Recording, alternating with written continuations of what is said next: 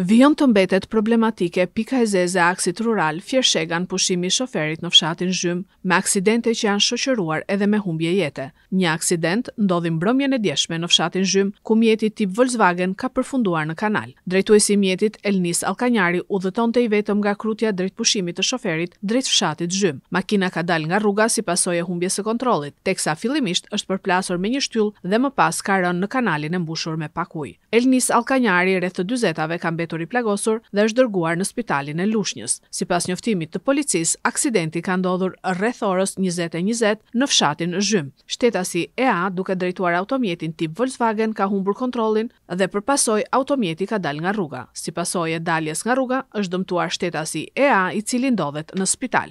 Është dashur ndërhyrja e zjarfikses dhe policisë për të nxjerrë të plagosurin, i cili ndodhet nën kujdesin e mjekëve. Elnis Allkanjari rezultoi se ka qenë në efektin e alkoolit. Gjithashtu dyshohet se 40 vjeçari ishte me shpejtësi te normave të lejuara. Grupi hetimor po punon për zbardhjen e plotë të shkaqeve të aksidentit.